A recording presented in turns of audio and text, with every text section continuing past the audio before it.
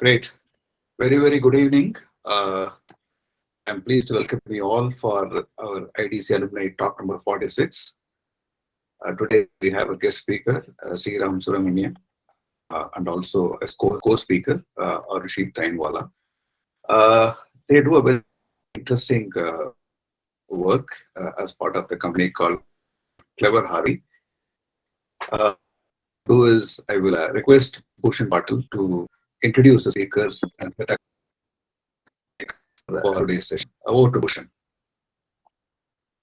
Yeah, thanks, Ravi. And I think it's good to see you again, bunch of IDCN back here. Maybe I'll just quickly introduce the space itself and maybe the topic. I think all of us here know there is a gap which exists between what we study and what we need as a skill set when we get into the market, be it for a job, be it for entrepreneurship, or any kind of activity typically we do post our job, right? Even a job hunting for that matter. In addition, I think there's a lot of ambiguity, right? And if you see like many of the founders today in the market, they are not incumbents. So it's not like a mechanical engineer is doing mechanical engineering job or his job profile is limited to only that particular academics, what he has done. He can always shift between, let's say, engineering to management and get into CEO position or any kind of a CMO positions as far as he laterally develops his skills. So one, there's a clear gap. Second one, we also need to understand that even if this gap is filled by someone here in some form, the idea of how do we map the career I would say aspirations of a person, right, or a student or a kid to what he can do best, right? So we have to also take out some best from this person, right? So I think there are a few of these big gaps which exist, and I can tell you some numbers in the market right now just to give a quantification in Indian market. So typically, if you look at digital education, right, which I'm not talking about the actual academics itself, but pure play digital, which is more of an augmenting kind of a space, that's over about $10 billion of space, right? So it's almost like when I talk about a 70,000, 80,000 crore kind of a market, which is there to just tell you and teach you how to make a curriculum better, right? Like a typical K-12 syllabus, what we learn. Compared to that, if you look at extracurriculars, which actually includes everything, whatever could be your basic management skills, music, education, etc., that's merely $1 billion market, including everything for that matter. So basically, there's a huge gap, even from a market perspective, or the people who are even trying to do something around this space. So today, I think this topic becomes more important for all of us here, and I would touch upon profiles which will be important for one, definitely academicians, people who are here would possibly be able to understand maybe the size of a gap itself. Second is also, let's say, parents, because some of us might have kids in ages what the company, let's say, Ram and people at Arushi are targeting. So you might find something interesting. But last but most important, I think, aspect is designing for this particular gap, right? And that's, I think, journey of Ram and Arushi is a great example of how do we solve this gap. And this is not a typical kind of a, I would say, edtech, and why we backed this particular company also, being a smaller investor in the company, is primarily for the fact that they are not another run-of-a-mill like a K-12 education and answer or another kind of a video calling kind of a platform or augmenting skills, but really like identifying what's a aspiration of a kid, almost like career mapping his mind to best performing outcomes, and then eventually showing him a path, right? So it's far different from a typical crowd what we have seen in the tech so far. So with that, I would maybe, I think we also have enough people. I'll let Ram and Arushi take the stage and maybe share the journey, and maybe I'll contribute as we speak further in the talk kind of a session here. Over to Ram and Arushi. Hey, thanks, Ravi, and thanks, Bhushan, for that great introduction. I guess the best place to probably begin is by talking a little bit about what was our motivation to come into the space. And we actually became entrepreneurs along the way. Initially, we just set out to kind of identify that there was a gap, and what can we do to fix that gap. And kind of around that, we ended up building a business model. We raised some capital along the way, and now we are in the process of scaling up something that's uh, seems to have strong PMF. But my personal motivation was in getting into this space was I was one of those typical students who was sort of good at academics but was not drawn to science, and that bothered my parents a lot as a especially as a South Indian. And the typical career paths back then we all know are predominantly engineering and medical, and I think to a large extent even today. My personal sort of career exploration journey started when I used to go along with my father to uh, his office, and that was a logistics company. And he would sort of send me off to do a few errands here and there. So he'd say, you know what, here's an Excel file of all the routes that we run. Can you figure out on a per kilo basis which ones are most profitable? Or he'd send me off to run a survey where I had to go talk to all the bus operators in the city and identify how many of them were going to replace a part of the fleet. So these small, very concrete, behind the scenes experiences really shaped how I started thinking about what I want to do in the future. It led me to understand that economics is basically the broad organizing principle around how the world works. And I decided to study that, and I decided to pursue a career in entrepreneurship and finance. The So that was kind of the sort of broad motivation. But what brought us to this space was essentially we saw that there is a gap between education and the real world, conventional education specifically. And we today we are running a program that is solving for this gap, that is addressing a concrete need for the user, where you every time you ask a teenager aage kya socha hai, they get stressed out. It's a distressing question for them because a lot of them don't really have the tools to answer that question. So we are productizing the solution to that essentially. And I think what would be interesting as a topic of conversation today is the sort of winding path that got us to where we are today. I think that that is something that is worth diving into. Quickly, at a sort of bird's eye view, what we do is we help students answer this question for themselves. We do this through a series of industry partnered programs where we bring in case studies across different domains of marketing, technology, finance, UX design, entrepreneurship, data analytics, and so on. And we're essentially creating a scalable version of internships, which allows students to get that same behind the scenes exposure to industry, so they are able to better identify what it is that they're suited for. This is what we're doing now. This is something that has been 7 years in the making, actually, because our journey actually started back in 2015 with a whole different concept, which looked very different in form and actually was very different function as well. Very different business model. We started off as an entirely B2B organization, and I guess the rest of this chat, we'll just sort of walk you through what were the pivotal moments in that journey, and share what was the thought process that we had, from a product perspective. And I think it'd be great, Arushi, if you can sort of walk them through the design decisions as well that over the last few years have brought us to where we are. So we started doing this, in 2015 by basically observing that there is a gap between, what's being done in education, the conventional education system, and the real world. Our own experiences told us this. A lot of our advisory board at that time basically said this is the sort of binding constraint in moving up quality in schools. And the key question to us at that time was, there are some great educators in some very premium institutions who are doing this, but how do you scale quality? How do you scale how can you teach students how to think, and how can you do that in a scalable way? I think that was our core problem statement that we started with. So the design decision that we took at that point was to say, how to think is basically broken up into these different strands. We had a critical thinking vertical strand, a research and data skill strand, listening, speaking, writing strand, And we sort of articulated what it means to build up capability in each of these strands from grade 6 up to grade 12. And this was a school-based solution. We sold this to institutions, which then made it part of their curriculum. And we still continue doing that today. It's a smaller part of what we do, but we still do this today.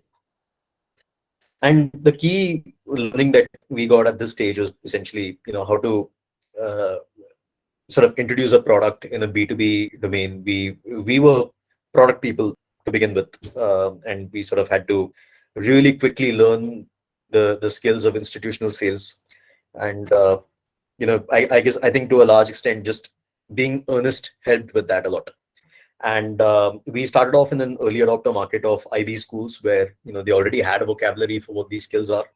And we sort of were able to very quickly convince them that this is something that would help them deliver their own curriculum better. And the product started sort of getting adopted in these schools. So that was our starting point. Very quickly we realized that what the program that we sold was actually not working out as we expected. So this was literally the first iteration. We went into schools and we realized that what we had introduced sounded great to the buyers in an institutional setup, who are typically the trustees or the management and the sort of the principal school leadership. But it made no sense to the users, who are the teachers in the classroom. And for us, this was a pretty, I guess we were first time entrepreneurs. We obviously were going into schools for the first time. We built at that time what we thought would be a good solution, but the market told us otherwise. So we had a number of schools where the program just didn't run as it was designed to, because it really did not align with what a teacher expected her KPI to be. So we learned a few things then. We learned that the buyer is not the user. We learned that the school setup, essentially it's a systemic issue where the nature of assessment at the end of the schooling drives absolutely everything else in the school. So to the extent that your grade 12 board exams determine what college you're going to get into, absolutely everything optimizes towards that. Especially in the higher grades, as you get into sort of grade 7, grade 8, and so on. So we sort of came to a fork in the road where we had this program that we strongly believed in, that it developed the skills. Where the program was implemented, it actually showed that significant skill development had taken place. But we had a choice at that point. We could either decide to deliver the program ourselves and sort of take teachers out of the equation, or essentially we should go into the subject context and become subject aligned.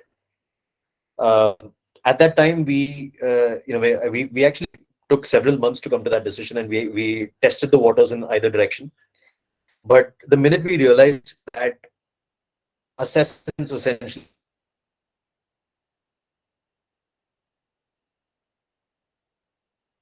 would always do a better job of solving for tests, and that we were better off solving for employability. So then we took a design call at that point to say, what, we won't be sort of fully subject aligned. It doesn't make sense for what we are trying to do.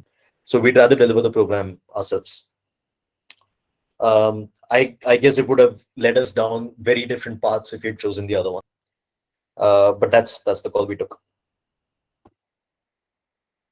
So that was 2016. By 2017, we were serving about 85 schools, where we were delivering the program on our own. We only had 4 people in ops at that point, and we were really at breaking point. At some point, we had to ferry people in taxis from school to school. It was the program was delivered on the ground in many cases. We had to scale because demand was spiky.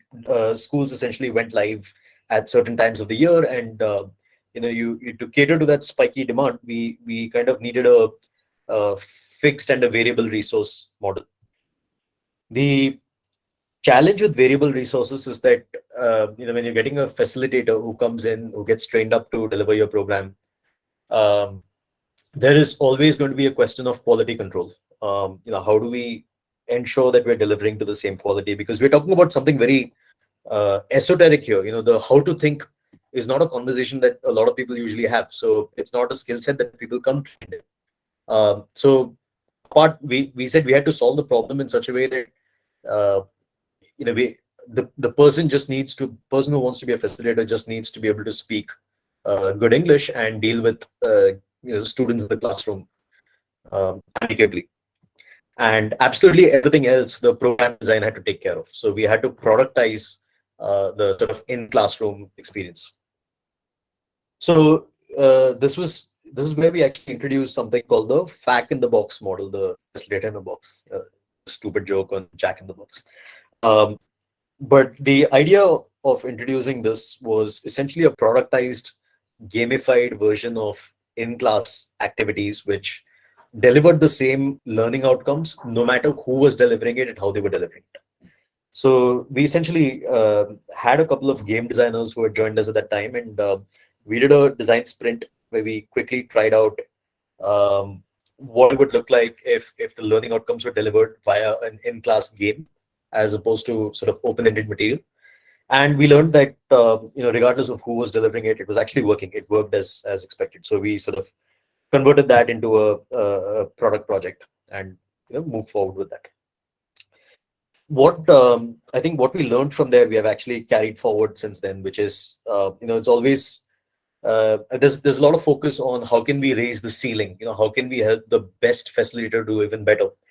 But what our breakthrough at that point was essentially saying, how can we raise the floor instead? How do we allow everyone to get a better experience, not just the best facilitators delivering a better experience, but even those who are not sort of at par, how can we ensure that the quality doesn't fall below a certain reference value? That was a key takeaway that we had. What this resulted in actually was, in the following subsequent year, we actually delivered close to 12,000 programs, 20 hours each of live instruction with a full-time capacity, with a full-time ops team of just 5 people. It essentially allowed us to cater to the spiky demand through just better management of float resources, and quality was not a barrier at that point. So that was one sort of breakthrough that we'd had on the product side. So teachers weren't doing it. We said, how do we do it scalably? We started doing this ourselves, and the minute we started growing there, we actually raised our first venture round. This was back in 2019. And there was a group of investors who were actually equally bought into the 21st century skills play that we were doing. And the discussion was, this is a small market that you guys are working in, which is the IB market. Can you actually take this retail? Because that would be, where it gets exciting for an investor. And we agreed with them. We said, yeah, we're catering to the IB schools market. Actually, the market that needs what we're doing is not the IB market. It's likely a much larger mass market. And we were sort of setting out to solve essentially a TAM issue, saying, okay, we can scale what we're doing. It'll scale in IB schools. We can keep doing this. There's a sort of autopilot mode in which the business operates. But how do we really start penetrating the broader market in retail? And that's this is where we realize that essentially there's 2 parts to it. So in the B2B model, where you're selling to schools, where your programs have to be delivered in a classroom, the key success factor for a business like ours comes down to, is the teacher implementing your product? In our case, the answer was they didn't. So we had to find a workaround to that. We knew going into the B2C side that the key success factor was going to be different. The key success factor in this case was, are we able to convert what is a fuzzy value proposition into something concrete that parents understand? So the language that we spoke in schools of building critical thinking, developing cognitive abilities, obviously did not cut eyes with the retail market. And the retail audience is a lot more blunt. They'll say, "Isse kya fayda hoga?" And if you can't explain it in Hindi, then you've kind of lost that conversation. So we at this time actually learned how to talk normally to normal people, without the sort of uh, the so-called sophistication of the jargon that we used to use in schools. And the minute you have to explain what critical thinking is to a lay audience, you've kind of lost them. So we said the main success factor for us in this case was actually to bring on board a B2C marketer, Ajita, who joined us back in 2019. And one of the key things that we did was we said the name itself needs to communicate an outcome that people can relate to. So we called the program the Junior MBA. It served multiple purposes actually. It made people curious, but also it was a name that a lot of our customers were already calling it by.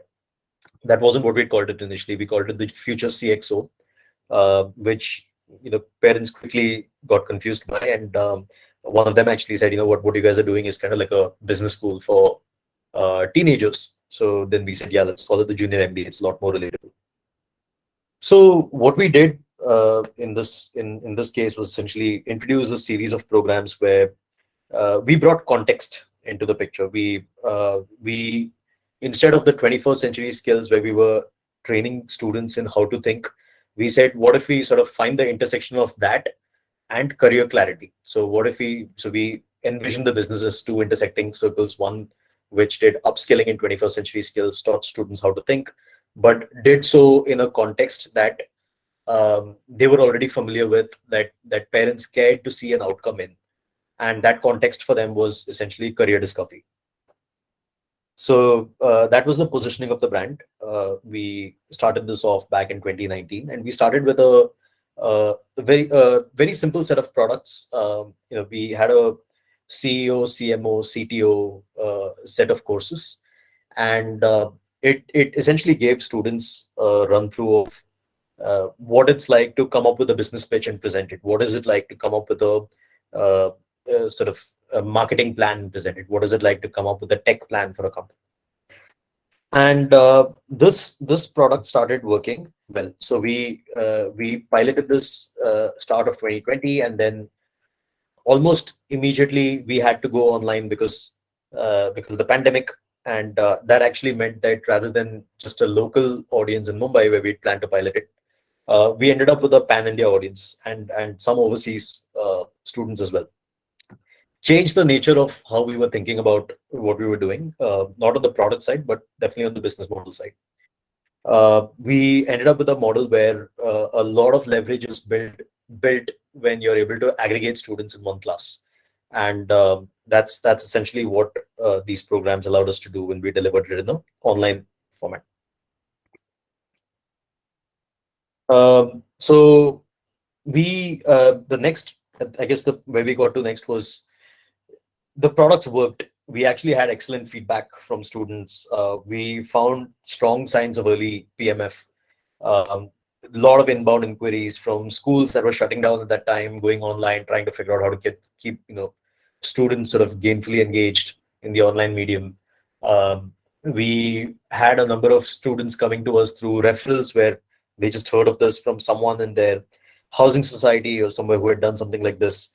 So the product found pretty strong PMF initially with users, but we were always conscious that this was a fake PMF essentially, because the product sort of went into the limelight at the start of the pandemic when kids were at home and they had time. So we knew that the new category was being created here. We had gotten about 5,000 students at that point.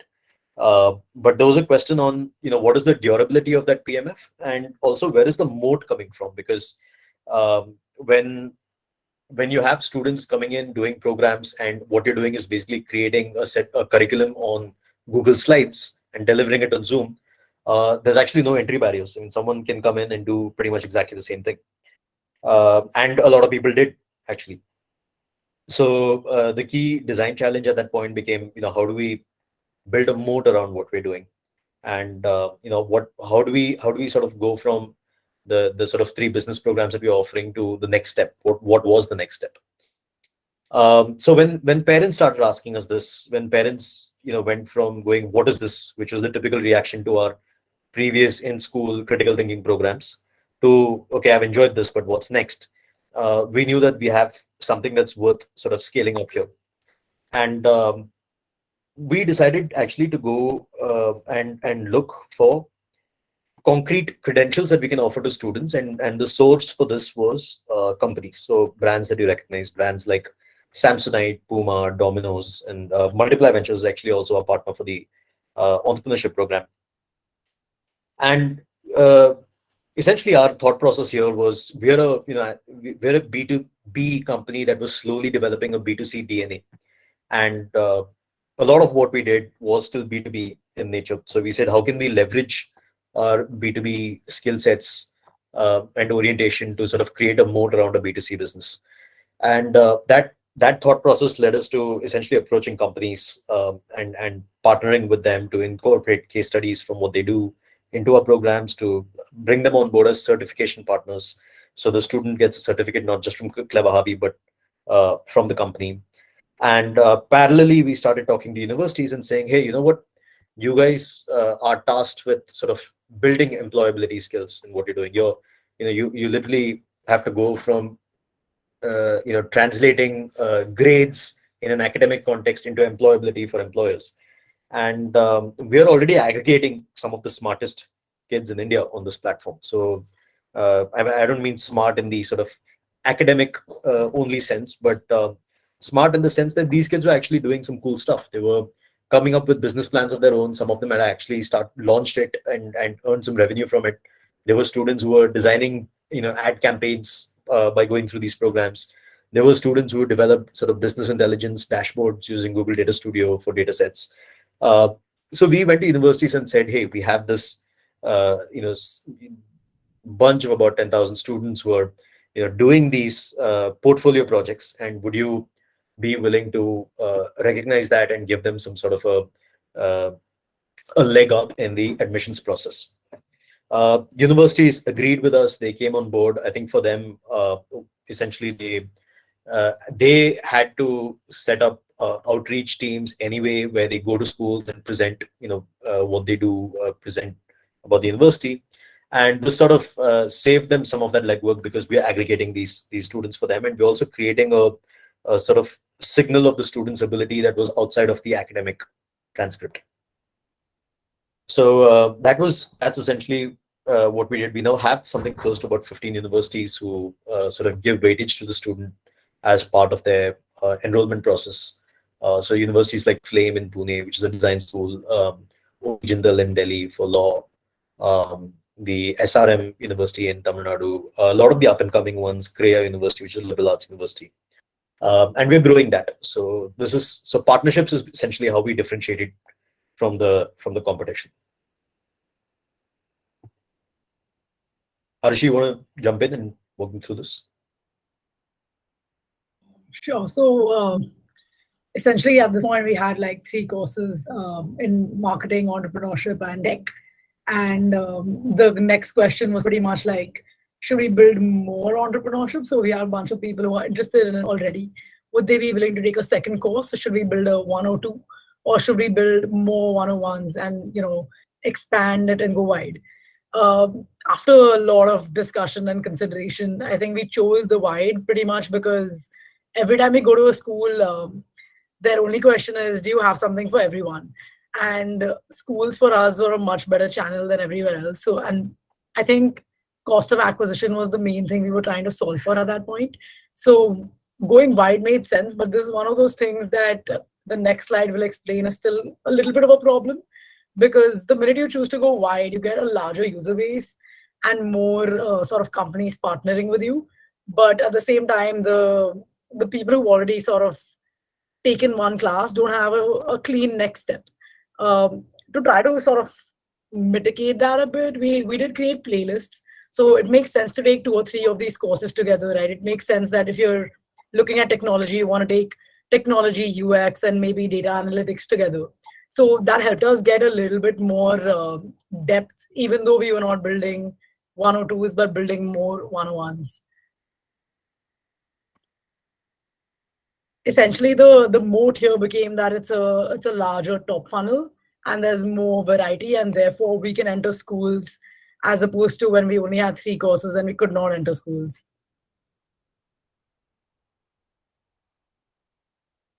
Yeah, which brings me to the next problem. So we had solved the cost of acquisition a fair amount from there. I mean, when I say solved, that's kind of an overstatement.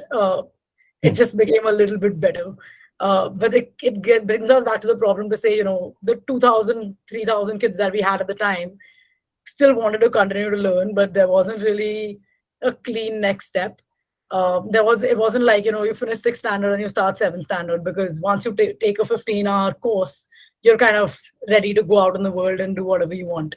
So this is a problem that we currently are struggling with as well, which is just getting recurring revenue from somewhere. The schools piece has helped us out a bit. So now that we're going to schools, very early in the B2B game, what we realized is that there are only really 2 things schools need. One is marketing, so letting their parents know that they're doing a better job than other schools, and the other one is grades. As Ram already kind of explained, the grades route is not something we wanted to do because we're building a bridge towards a slightly more employable world, which doesn't mean like climbing the ladder on academics, but enforcing other skill building to happen inside the school. So which leaves us with the second option of saying, okay, how can we, present this to a school in a way that the school can present it to its parents and look good. And whilst that was difficult in the skill-based world, in the Clever Harvey world, because we already spoke the language that parents understand and parents kind of already know who we are, it helps us pitch that to the school. So school is now like, okay, our parents like you and understand what you do, so why don't you come in? Now we're just trying to figure out how exactly to leverage those partnerships and get more students from each school. Ram, if you want to add something to that. Yeah, so what we realized actually is there was also an interesting network effect that was forming, because by the time we started approaching schools, when schools had just started reopening after the pandemic, we already had students from something like about 1,000 unique schools across India, because we started collecting information on what schools these kids were from. So that allowed us to actually go back to the school with a very curated list of students saying, hey, these are your students who have already done programs with us. We'd like to talk to you about introducing this in the school. And the rate at which those conversations progressed was a lot faster than a sort of cold approach. So that's been an interesting source of network effects for us. But yeah, I think the school model also helps, because rather than looking at LTV, rather than asking the question of how do we get more LTV from each user, we are asking the question of how do we get more LTV from schools as a channel. And that makes sense, because schools have a constantly refreshed pool of students coming in at every grade. And as long as we're able to deliver a high quality outcome in each school, the retention chances are quite high. So in the previous B2B business, we'd seen retention rates go anywhere between 75 to 85%. And that makes all the difference, because you get a huge sort of overhang of self-sustaining revenue, which is what we're hoping is going to happen in this case as well.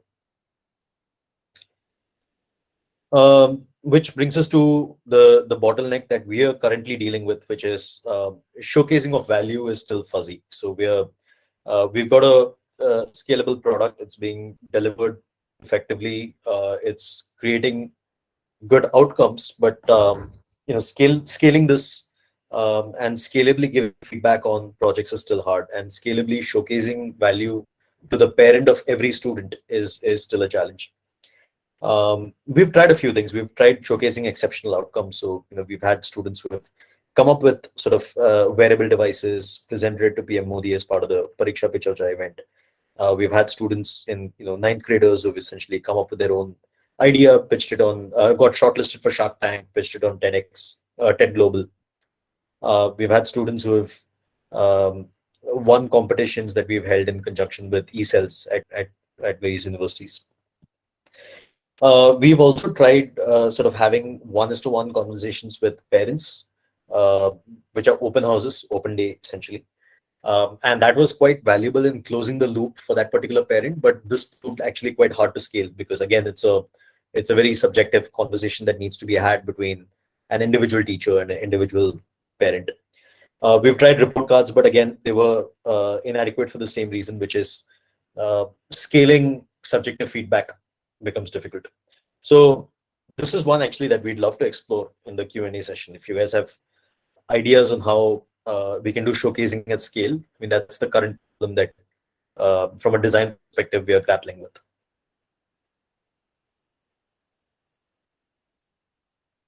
And I think that's all we have. I think we've hit a 30-minute mark as well. So I'd be open to any questions. Please feel free to jump in. Bhushan, you just want to? Yeah. No, I think I think there were a couple of questions I saw. I've just seen there, but I think Arushi. Those of you who want to ask a question, you may put the hand symbol on so that we'll know. Yeah. Go ahead. I think just to summarizing what Ram and Arushi said, I think it's a good story of one is an entrepreneurial story, how this entire ambiguous space of career mapping, right? Aspirations of students or what they would be good at, and different models they have explored. Not just models which are mapping to the customers, but even the models of delivery models, right? Earlier they started with B2B and then went from B2B to B2B2C as well as B2C models. So I think a couple of takeaways, at least for me in this whole journey, what they have seen or they have executed on are, one is the entire concept of how do we build a skill which is typically beyond curriculum, right? Because curriculum is very structured, right? It's just like 1 + 1 = 2, or this is on this date, so and so thing happened. So it's a lot of structure to this. But this kind of spaces, what we are talking here, are a little bit ambiguous. And then how do we get a unified kind of a curriculum which can at least fit, let's say, some segment, meaningful segment of users from a business perspective? But once you define that, then how do we deliver it, right? So the question is, would that delivery, and we have looked at concepts like even the concept like branding, for example, how do you brand that particular concept itself? Second, then how do you take that concept to people? And if I'm like typically looking at our academicians in India, their idea is basically how do I force fit, or how do I do one-to-many kind of sessions and get as much people can grasp. So that's a possibly only one-way communication. Like I broadcast in that 1 hour, and then possibly I'll appear in an exam kind of a thing, right? Whereas here, if you look at the entire concepts, it's almost like a multimodal kind of communication. One is happening through schools, one is happening through company to students, including their parents to some extent.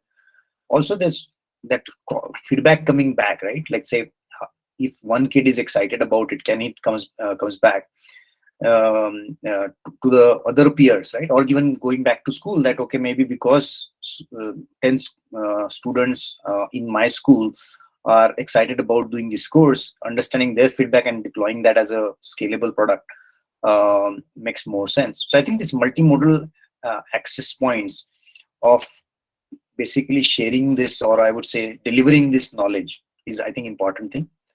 And third thing, I think maybe some of these things Ram and Arushi can touch upon, the entire this community aspect, right? Self-learning aspect, and how do we take this learning beyond academics walls, right? Like for example, how do we showcase this skill? Because many of the students, I think, and I've seen this happening when some of the texts, like we have seen many people who were highlighted in the market, whether it's advertising coming in a newspaper or a TV or anywhere, or these people appearing in some of the contests. These people otherwise would not have got a showcase. Because possibly the students are not the A graders, or they are not the sportsmen of India right now, right? But they are carrying different skills. So it also democratized the, I would say, appreciation to some extent to masses in a subject which typically is unexplored. And if I take where my design at, I think that's what all of us have to look at here. I think those are my couple of pointers here. And maybe if you have more questions, happy to see if there are any. Yeah, Venkat has a question. Venkat, you still need more answers. I think Arushi answered yours.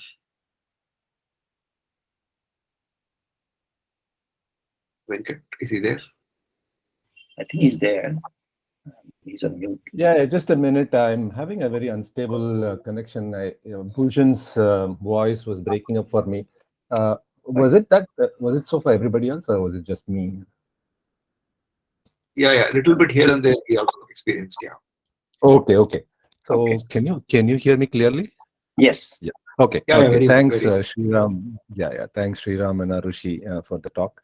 The question that I had was, uh, you seem to be, I mean, the reason why these non-curricular or paracurricular things are not encouraged in the Indian society, in school system, is because grades and academic achievement seems to be the only thing that matters, right? And when it comes to admissions or whatever it is, right? And it seems to me that some the things that you're providing are kind of like a proxy for academic achievement still, right? For example, you get extra credits for placement in university or some kind of certificate that will, maybe add some points to how you're judged for an admission again, and so on and so forth. Are you consciously thinking about, say, people who are not doing so well academically, right? Not because they are not intelligent, but because they are just don't like the way some of the subjects are taught, or maybe they're just not interested in science, but parents have forced them to do science and stuff like that. And Sriram yourself was a good example of that. So is there some way that these kids can actually discover the passion and the interest that they have, and some way to recognize, and maybe even the parents to realize that ultimately, I mean, it's not just the kid is talking about something that I don't understand or probably not worth paying attention to, but there's somebody else who's telling me that yes, this is worth pursuing as well. So are your solutions or product address this part of the problem?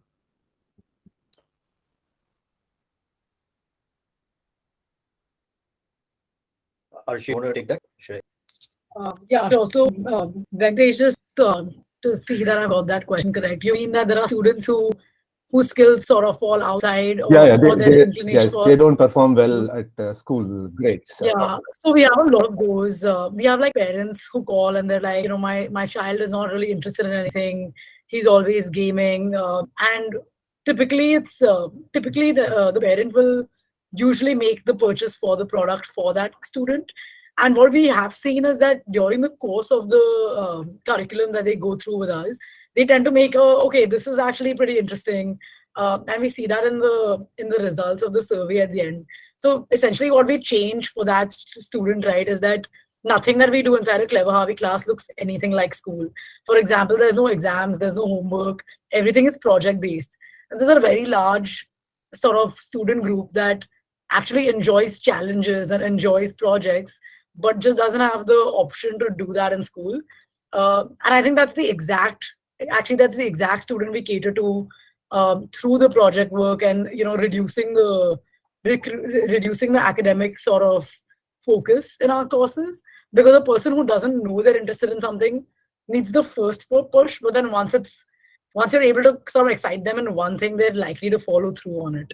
We've seen a lot of that happen. Like, I didn't really think I'd be interested in technology, but now I am. I didn't really think I'd be good at creating stuff, but now I am. We see a lot of that from students. Okay, just out of curiosity, to this, you highlighted some of the students who've done really well, right?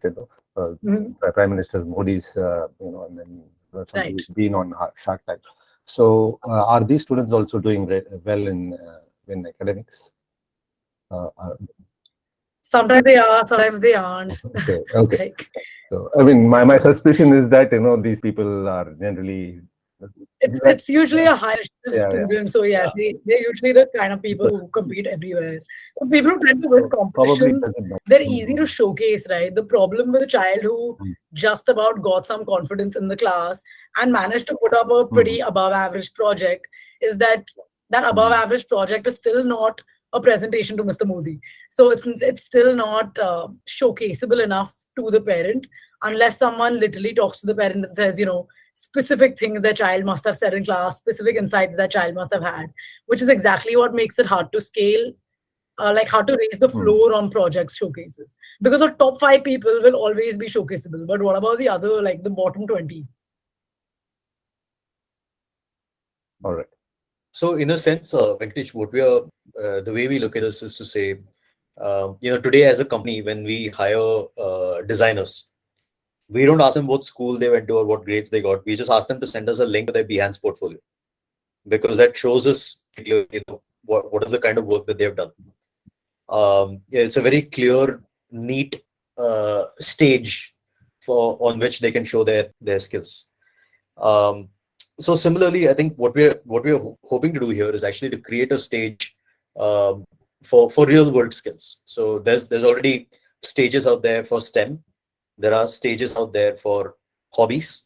But in terms of career relevant skills, there isn't yet a consistent stage, which is what we're hoping to create in our partnerships with universities.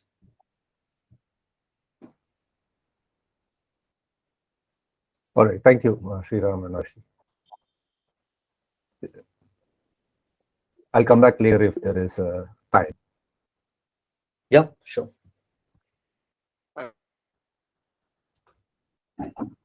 have a question as you're waiting for other two days. Talked about the career choices. What is your experience in identifying the enabling students to get their career choices through your program, able to distribute the unidirectional movement to medicine and engineering to far wider careers, and also if there is such a thing that you discover, what's been the reaction from the parents because they may have a different aspiration? Are you running into that kind of issues, and how do you deal with those? Yeah. So I think basically what we have, if there was one more slide that I could add with our learnings, I guess it would be that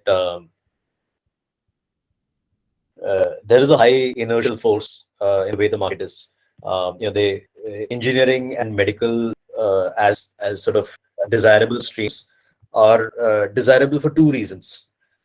One is that they are a sort of established signal of a person's ability, in a sense. So if someone's completed engineering from a reputed institution, then you sort of have a general perception that they are smart, and then you can throw whatever else at them and they'll sort of deal with that. So there is a signaling value to it. And the second part of it, why parents sort of opt for the safer option, is they're able to they're able to see the pathway through the jungle when you take these options. They have visibility on a concrete career path in the future that lies after this. Whereas when you look at various other fields, they don't have that same visibility. They don't really know, if a person's good at making a social media campaign, what can they do in the future? If a person is good with sort of aesthetic skills and is able to sort of identify what kind of information and how people consume information, what kind of careers lie ahead for them. So what we're doing is we know that we can't really do anything about the first reason why people opt for engineering and medical, which is the signaling value. So what we try to do is shine a spotlight on saying, look, here are the concrete career paths that students can do after all of these other options.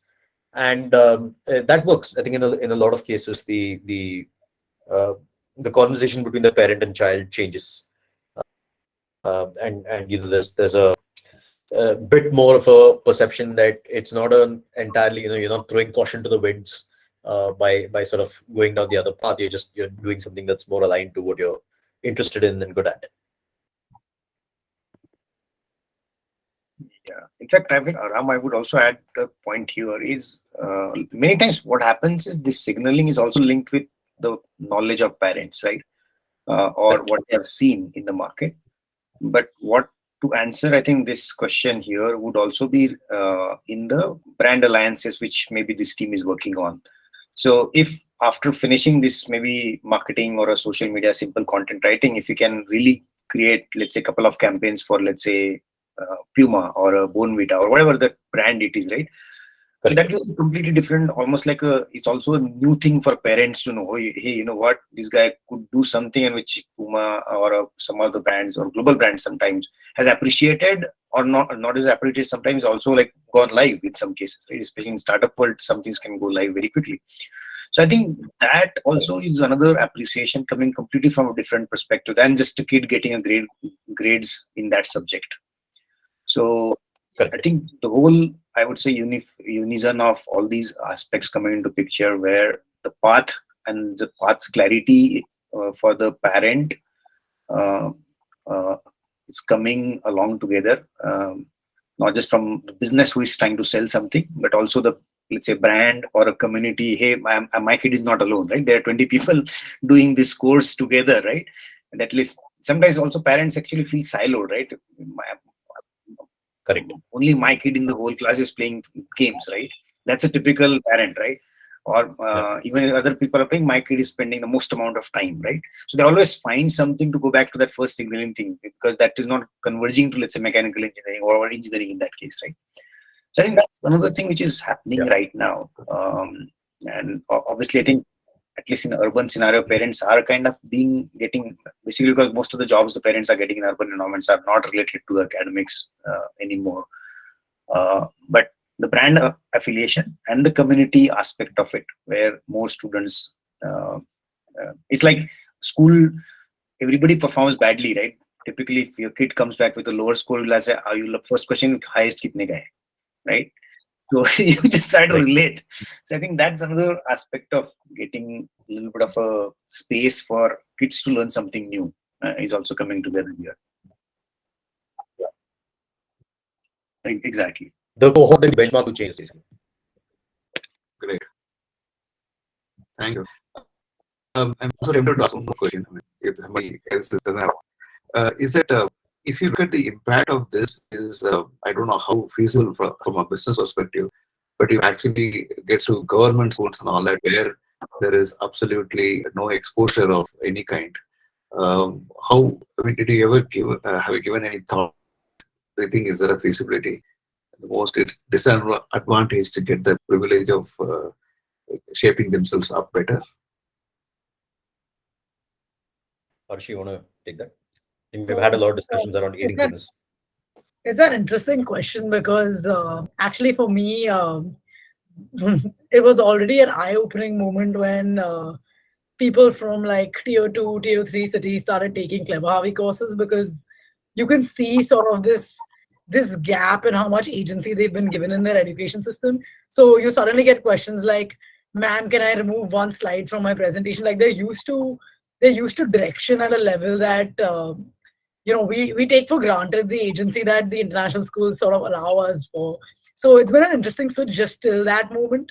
I think we were to do this in government schools, we need to make it a slower transition, right? We need to give like a lot more scaffolding such that the student is slowly walking towards open-ended output and not just jumping in.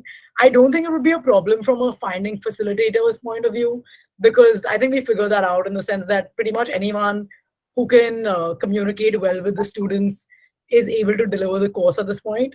But I think it would be overwhelming perhaps for somebody who has never been given the chance to create something to just move into a world where they're like, okay, here's a big problem and like, why don't you try to solve it? But it might be interesting. Like we could try it out as a test too. I think one of the things is not so much on the product side, but on the business model side, which is we run these currently as live cohort based classes that are 1:few, so 1 to about 10 students or 12 students. Now, the minute we have to deliver this in a government setting, then we would have to sort of scale this up massively. So what happens in that case is there's typically some trade-offs to be made. Either you have one facilitator who's addressing more students, or you sort of take the call and say, okay, some part of this course will be asynchronous, which delivers value even without a facilitator. But what we have seen typically is that the facilitator solves for motivation in a way that asynchronous programs don't. I mean, there's actually tons of asynchronous programs out there. There's MOOCs, but the completion rates on those are extremely low. So getting engagement at scale in an asynchronous format is the problem that we would have to crack in order to be able to scalably deliver this in large. We also sort of rely on very fluent English being a barrier. So if it goes down to certain states where that part of it is still missing, then it will be difficult for them to sort of cope with the curriculum as well.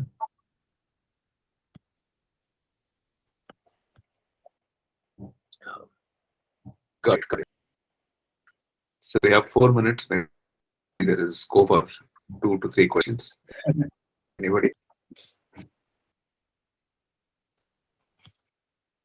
Yeah, I think one thing, maybe one question I can ask here is global, right? If there are any global insights here, how do we take such a thing globally, right? Because we understand the problem firsthand in India, but it will be interesting that the Indian product can go global. So if you have any insights in terms of what kind of kids are doing enrolling for the program, it will be good to understand from global perspective.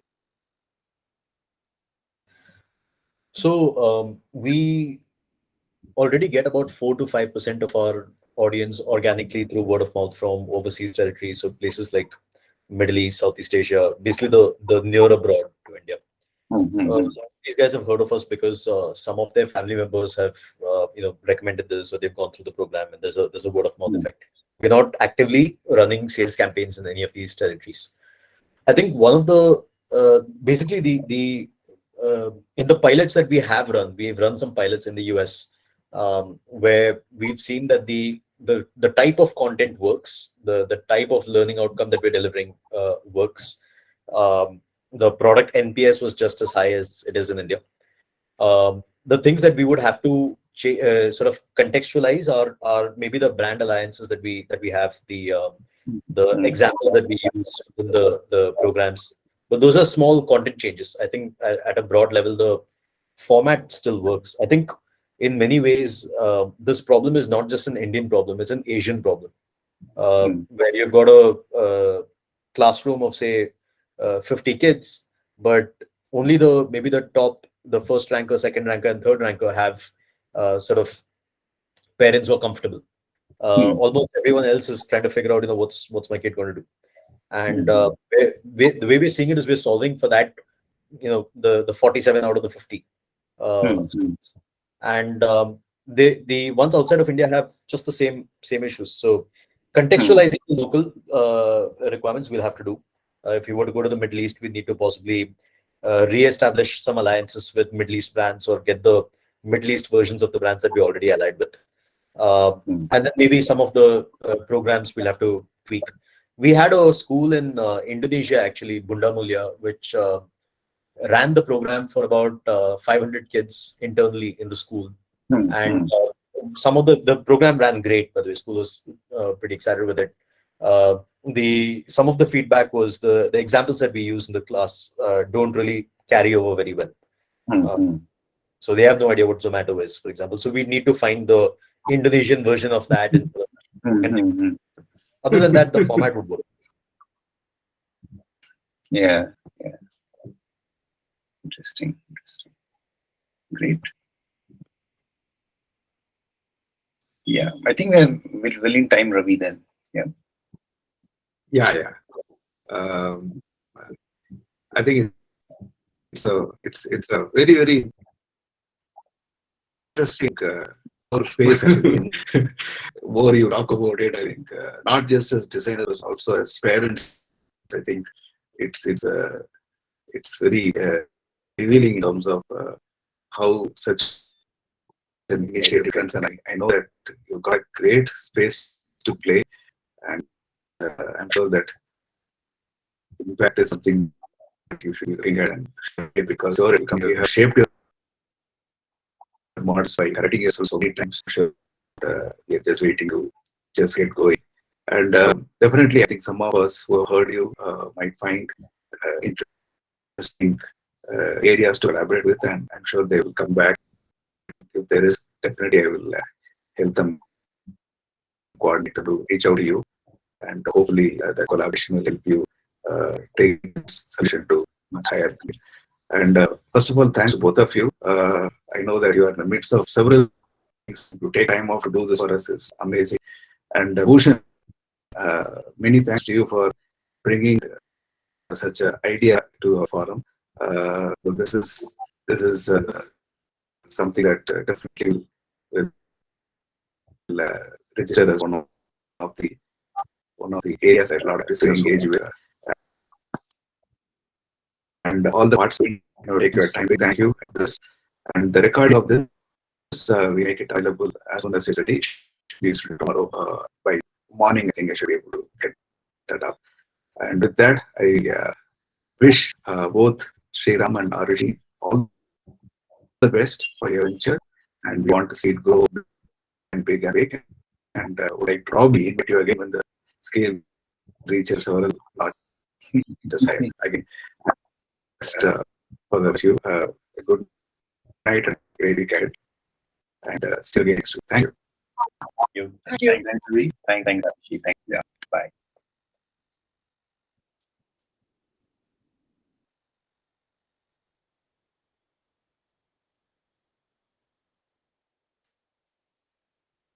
तो क्या